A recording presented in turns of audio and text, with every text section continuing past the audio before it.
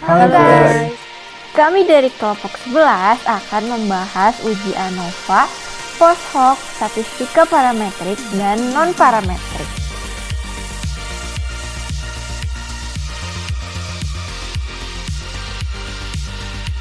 Tapi tunggu dulu, ada iklan yang mau lewat. Anybody, ocean, what's your favorite ocean? Come on baby, let me tell you one kind night our crazy never ending.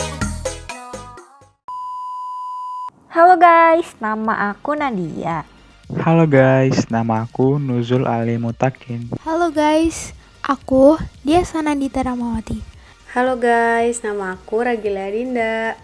Halo guys, nama aku Muhammad Zulfikri.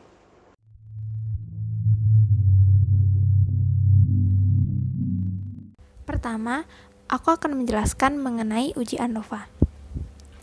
Pengertian ANOVA. ANOVA atau analisis varians merupakan suatu prosedur pengujian hipotesis yang digunakan untuk melihat adanya perbedaan rata-rata antara data tiga kelompok atau lebih. Metode analisis ini dikembangkan oleh R.A. Visser. Data dari uji ANOVA bersifat independen satu sama lain. Selain itu, terdapat beberapa asumsi yang harus dipenuhi dalam uji ANOVA ini. Yang pertama, data bersifat interval atau rasio. Kedua, data berdistribusi normal. Dan yang ketiga, homogenitas varians. Hasil akhir dari analisis ANOVA adalah nilai F-test atau F-hitung. Nah, nilai F-hitung ini akan dibandingkan dengan nilai pada tabel F. Jika nilai F-hitung lebih besar dari F-tabel, maka dapat disimpulkan bahwa terdapat perbedaan rata-rata pada setiap kelompok. Nah, jika F-hitung lebih kecil dari F-tabel, dapat disimpulkan bahwa tidak terdapat perbedaan rata-rata pada setiap kelompok. Kemudian, selanjutnya ada jenis ANOVA. Jenis-jenis ANOVA didasarkan pada jumlah variabel faktor dan jumlah variabel responden. Pembagiannya adalah sebagai berikut. Yang pertama, ada univariat, dan yang kedua ada multivariat. Perbedaan univariat dan multivariat adalah untuk univariat, data yang diamati hanya memiliki satu variabel terikat saja, sedangkan untuk multivariat, data yang diamati memiliki lebih dari satu variabel terikat. Lalu untuk univariat terdapat tiga, yaitu yang pertama univariate one-way analysis of variance apabila variabel bebas dan variabel terikat jumlahnya satu. Kemudian yang kedua univariate two-way analysis of variance apabila variabel bebas ada dua sedangkan variabel terikat ada satu. Kemudian yang ketiga, univariate multi-way analysis of variance apabila variabel bebas ada lebih dari dua, sedangkan variabel terikat ada satu. Selanjutnya, yaitu multivariate. Yang pertama, multivariate one-way analysis of variance apabila variabel bebas ada satu, sedangkan variabel terikatnya jumlahnya lebih dari satu. Yang kedua, yaitu multivariate two-way analysis of variance apabila variabel bebas ada dua, sedangkan variabel terikat jumlahnya lebih dari satu. Yang ketiga, yaitu multivariate multi-way analysis of variance apabila variabel bebas ada lebih dari dua, sedangkan variabel terikat jumlahnya lebih dari satu. Nah, di sini kami memberikan satu contoh soal yang bisa membantu teman-teman dalam memahami materi uji ANOVA kali ini. Jadi, suatu penelitian dilakukan untuk mengetahui apakah terdapat pengaruh perbedaan kartu kredit terhadap penggunaannya. Data di samping ini adalah jumlah uang yang dibelanjakan ibu rumah tangga menggunakan kartu kredit. Ujilah dengan alfa sama dengan 0,05. Apakah terdapat perbedaan pengaruh jenis kartu kredit pada penggunaannya? Nah, sebelum melakukan uji ANOVA, kita terlebih dahulu harus memenuhi tiga asumsi. Jika ketiga asumsi sudah terpenuhi, barulah kita melakukan uji ANOVA. Seperti yang terlihat bahwa data ini merupakan data rasio, sehingga sudah memenuhi asumsi pertama. Langkah selanjutnya, kita bisa melakukan uji normalitas dan uji homogenitas dengan bantuan SPSS. Langkah SPSS dalam uji normalitas. Yang pertama, kita input dulu data ke dalam SPSS. Kemudian kita bisa klik Analyze, lalu klik Descriptive Statistic, kemudian Explore, lalu masukkan kedua variabel, di mana kartu kredit kita masukkan dalam faktor list dan jumlah pada dependent list. Kemudian kita klik Plots, centang normality plots with test, kita klik Continue, kemudian OK. Setelah melakukan perhitungan dengan SPSS, didapatkan hasil sebagai berikut. Uji normalitas data penggunaan kartu kredit Astra. Didapatkan hipotesis H0 data penggunaan kartu kredit Astra berdistribusi normal. Dan H1 data penggunaan kartu kredit Astra tidak berdistribusi normal. Statistika uji. Didapatkan p-value sebesar 0,161 dan alfa sebesar 0,05.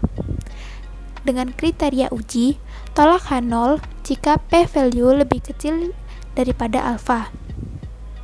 Didapatkan hasil bahwa p-value lebih besar daripada 0,05, maka H0 diterima. Kesimpulannya, data penggunaan kartu kredit Astra berdistribusi normal. Kita akan melakukan uji normalitas pada kartu kredit BCA. H0-nya yaitu data penggunaan kartu kredit BCA berdistribusi normal. H1, data penggunaan kartu kredit BCA tidak berdistribusi normal. P sama dengan 0,069 dan alfanya sama dengan 0,05. Kriteria ujinya sama seperti sebelumnya, yaitu tolak H0 jika P kurang dari alfa. P lebih besar dari alfa, maka H0-nya diterima. Kesimpulannya, data penggunaan kartu kredit BCA berdistribusi normal. Selanjutnya, kita akan melakukan uji normalitas pada kartu kredit Citi. H0-nya, data penggunaan kartu kredit Citi berdistribusi normal, sedangkan H1-nya tidak berdistribusi normal. P-nya menunjukkan hasil 0,2, alfanya 0,05. Kriteria ujinya sama seperti sebelumnya, yaitu tolak H0 jika P kurang dari alfa. Ternyata P lebih besar dari alfa, maka H0-nya akan diterima. Kesimpulannya, data penggunaan kartu kredit Citi berdistribusi normal. Yang terakhir, kita akan melakukan uji normalitas pada kartu kredit Amex. H0-nya yaitu data penggunaan kartu kredit Amex berdistribusi normal. H1-nya, data penggunaan kartu kredit Amex tidak berdistribusi normal. Statistika ujinya, P sama dengan 0,2, alfa sama dengan 0,05. Kriteria ujinya, tolak H0 jika P kurang dari alfa. Nah, dari hasilnya kita dapat bahwa P itu lebih besar dari alfa, maka H0-nya akan diterima. Kesimpulannya, data penggunaan kartu kredit Amex berdistribusi normal. Lalu selanjutnya, setelah kalian melakukan uji asumsi normalitas, kalian bisa ke asumsi berikutnya, yaitu uji asumsi homogenitas varians. Nah, dalam SPSS, hasil uji homogenitas varians ini akan berbarengan gitu dengan hasil uji ANOVA. Nah, apa sih yang harus kalian lakukan? Pertama itu, kalian tekan Analyze, lalu kalian pilih Compare Means dan One Way ANOVA. Di One Way ANOVA, nanti kalian masukin faktornya, lalu masukin variabel dependent list-nya. Setelah kalian melakukan hal tersebut, kalian bisa pilih option. Di option kalian pilih Homogeneity of Variance Test. Lalu kalian tekan Continue dan tekan OK. Nanti kalian bisa lihat hasilnya di slide berikutnya. Nah, kira-kira outputnya akan kayak gini. Kita fokusnya di Levene statistic based on mean aja. Lalu kita cetuskanlah si hipotesisnya. H0-nya adalah varians 1 sama dengan varians 2 sama dengan varians 3 dan seterusnya. Cuma karena di kita soalnya ada 4 variabel, jadi kita sampai varians keempat. Lalu di H1-nya adalah paling sedikit satu tanda sama dengan tidak berlaku. Lalu hasil Levene statistiknya tadi 1,073 dengan P sama dengan 0,388. Lalu alfanya kita tulis lagi 0,05. Kriteria ujinya adalah tolak H0 jika P kurang dari sama dengan alfa.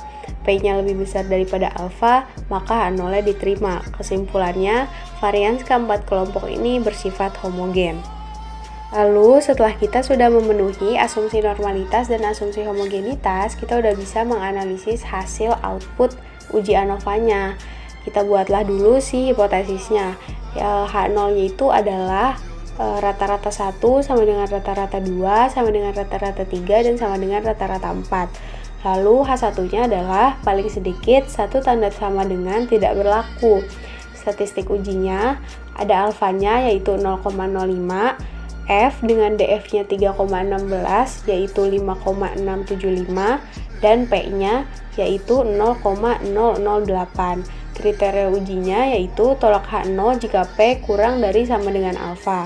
Ternyata P kurang dari alfa, maka H0-nya ditolak. Kesimpulannya, terdapat perbedaan rata-rata pengaruh penggunaan kartu kredit Astra, BCA, Citi, dan Amex. Lalu laporan APA-nya bisa kalian lihat di layar. Setelah ini, kita udah bisa melakukan ke uji post-hoc yang akan dijelaskan selanjutnya.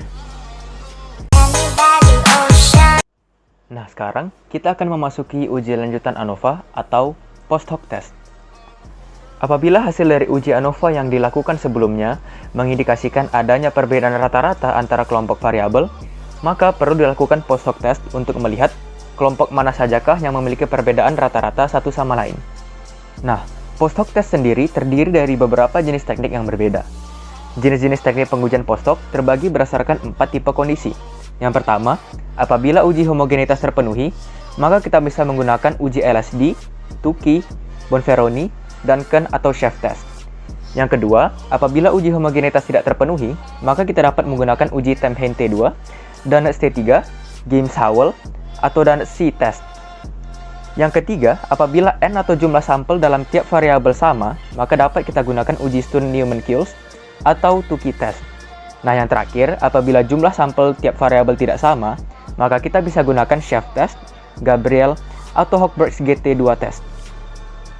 Berikut adalah tampilan keseluruhan dari output uji ANOVA, di mana kita dapat menentukan apakah terdapat perbedaan rata-rata pada kelompok variabel, sekaligus menganalisa kondisi data untuk menentukan teknik post-hoc mana yang akan kita gunakan. Dari contoh sebelumnya, dapat kita lihat bahwa jumlah sampel tiap variabel itu sama, yaitu 5. Kemudian, uji homogenitasnya juga terpenuhi. Dengan ANOVA yang menunjukkan adanya perbedaan rata-rata variabel, maka dapat kita lakukan post-hoc test menggunakan LSD. Oke, karena tadi Kiki udah ngejelasin nih tentang materi dari post-hoc test, sekarang aku akan ngasih tahu ke teman-teman gimana sih cara melakukan tes post-hoc di SPSS. Nah, cara awalnya tuh sama aja teman-teman, sama gimana caranya kita melakukan tes ANOVA. Jadi, pilih Analyze, lalu Compare Means, dan klik yang One Way ANOVA. Tapi, bedanya di sini adalah kita klik yang bagian post-hoc-nya nih teman-teman. Setelah kita klik yang post-hoc nih, akan keluar window yang berisi berbagai teknik pengujian dari post-hoc test. Nah, seperti yang udah Kiki bilang tadi, karena di data kita ini N-nya itu sama di setiap variabelnya dan memenuhi tes homogenitas juga, dan berarti datanya bersifat homogen, maka tes post-hoc yang kita gunakan adalah LSD nih teman-teman. Langsung aja dicentang dan diklik continue. Setelah diklik continue, bakalan keluar output berbentuk tabel kayak gini nih teman-teman. Nah, gimana sih cara kita tahu pasangan variabel mana yang memiliki perbedaan rata-rata atau enggak? Nah, kalian bisa langsung aja lihat di bagian mean difference-nya nih. Kalau misalkan di mean difference-nya itu nilainya ada bintangnya, berarti terdapat perbedaan rata-rata antara dua variabelnya. Kalau misalkan nggak ada bintangnya, berarti nggak ada perbedaan rata-rata nih antara kedua variabelnya. Mungkin biar lebih jelas, langsung aja kita lihat contoh dari penulisannya ya teman-teman. Oke. Jadi di sini aku udah mengambil potongan dari tabel yang ada di slide sebelumnya nih. Pertama, aku akan ngasih tahu dulu ke teman-teman cara penulisan untuk pasangan variabel yang memiliki perbedaan rata-rata atau yang mean difference-nya ada bintangnya nih, yaitu kartu kredit BCA dan Citi. Untuk variabel 2, value-nya adalah kartu kredit BCA. Dan untuk variabel ketiga, value-nya adalah kartu kredit Citi. Langkah pertama yang harus kita lakuin yang pasti nulis hipotesis dulu. Pertama, kita tulis H0-nya mu2 sama dengan mu3 dan H1-nya mu2 tidak sama dengan mu3. Untuk alfanya kita pakai 0,05 dan p-value-nya bisa diambil dari tabel di atas yaitu 0,006 nih teman-teman. Untuk kriteria ujinya sendiri adalah tolak H0 jika p-value lebih kecil sama dengan alfa. Nah, di sini p-value-nya adalah 0,06, berarti kan dia lebih kecil daripada 0,05. Berarti H0-nya ditolak nih teman-teman. Dan kita mendapat kesimpulan bahwa ada perbedaan rata-rata penggunaan antara kartu kredit BCA dan Citi. Sekarang aku bakal jelasin cara penulisan untuk pasangan variabel yang main difference-nya nggak ada bintangnya nih teman-teman. Sebenarnya sama aja, cuma bedanya di kesimpulannya aja. Jadi variabel satunya itu adalah kartu kredit Astra dan variabel keduanya itu adalah kartu kredit BCA. Pertama, sama kayak yang tadi, kita harus nulis hipotesis dulu. Jadi H0-nya itu adalah mu1 sama dengan mu2, H1-nya mu1 tidak sama dengan mu2. Untuk alfanya kita pakai 0,05 dan p-value-nya bisa dilihat dari tabel yaitu 0,531. Kriteria ujinya tolak H0 jika p-value lebih kecil sama dengan alfa. Nah, bisa dilihat di sini 0,531 itu lebih besar daripada 0,05, maka H0-nya diterima. Dari sini kita dapat kesimpulan bahwa tidak ada perbedaan rata-rata penggunaan antara kartu kredit Astra dan BCA. Setelah membahas uji ANOVA dan post hoc, selanjutnya kita akan membahas metode statistika parametrik. Nah, kapan sih kita memakai statistika parametrik ini? Statistika parametrik itu didasarkan pada suatu distribusi normal dan biasanya memerlukan data yang besar. Untuk dapat melakukan statistika parametrik, kita perlu beberapa asumsi untuk dipenuhi terlebih dahulu sehingga uji statistik yang dipilih akurat. Beberapa asumsi uji parametriknya adalah yang pertama, sudah pasti datanya harus berdistribusi normal. Yang kedua, varians harus bersifat homogen. Yang ketiga, skala pengukuran setidaknya itu pada tingkat interval. Jadi yang bisa masuk dalam uji parametrik itu data yang bersifat interval dan rasio. Dan yang terakhir, data harus bersifat independen.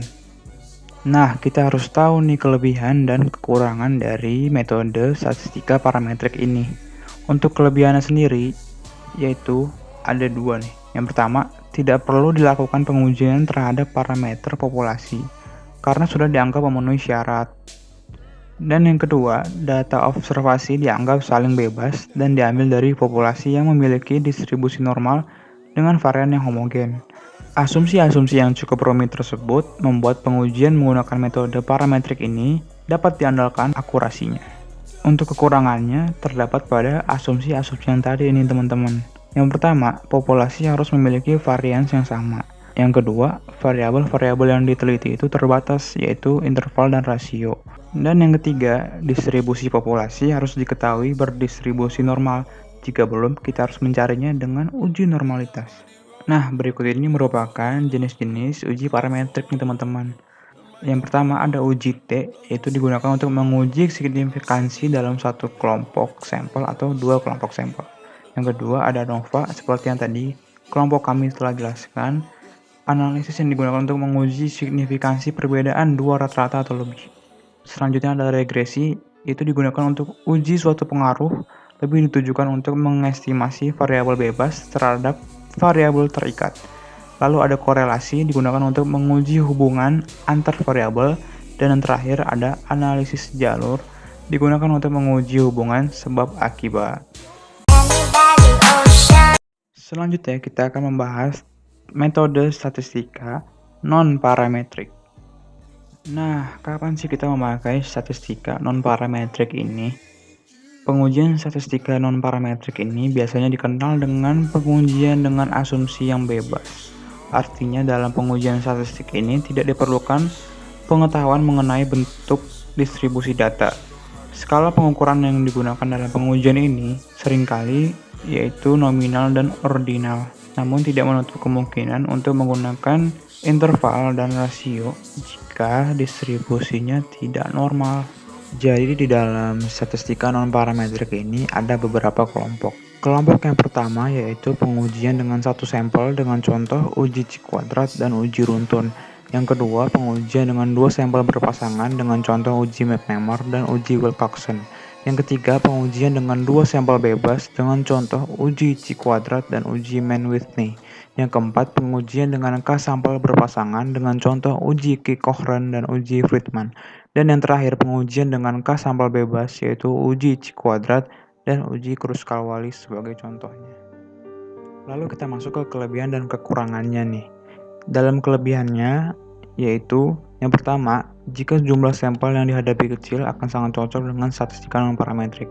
Yang kedua, menggunakan asumsi data yang sedikit sehingga sangat sesuai dengan banyak situasi. Yang ketiga, pengujian statistika non-parametrik dapat digunakan untuk skala data yang berbentuk ranking. Dan yang terakhir, pengujian statistika non-parametrik untuk data yang berbentuk kategori sangat cocok.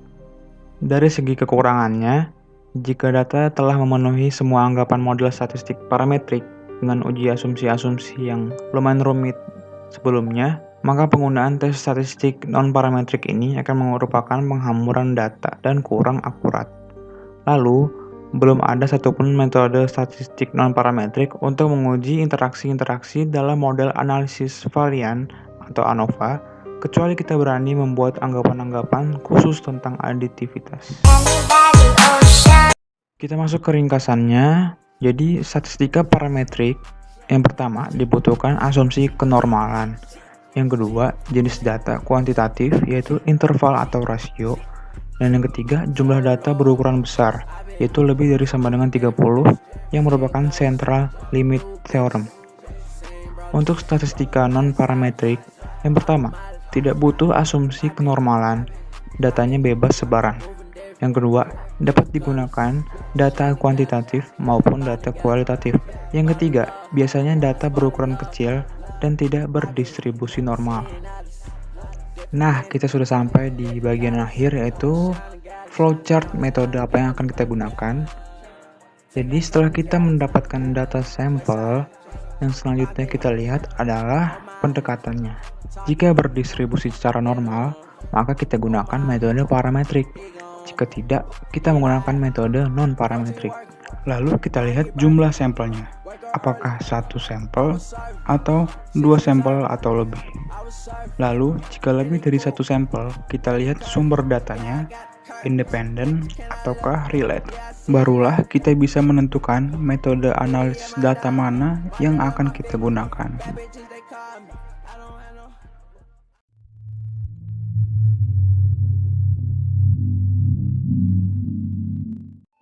Sekian video presentasi kami. Mohon maaf bila banyak kekurangan. Terima kasih telah menonton. Semoga bermanfaat ya. Dadah! And I'm back. I was going playing float like shit's flowing. Don't be sad face, that face frowning.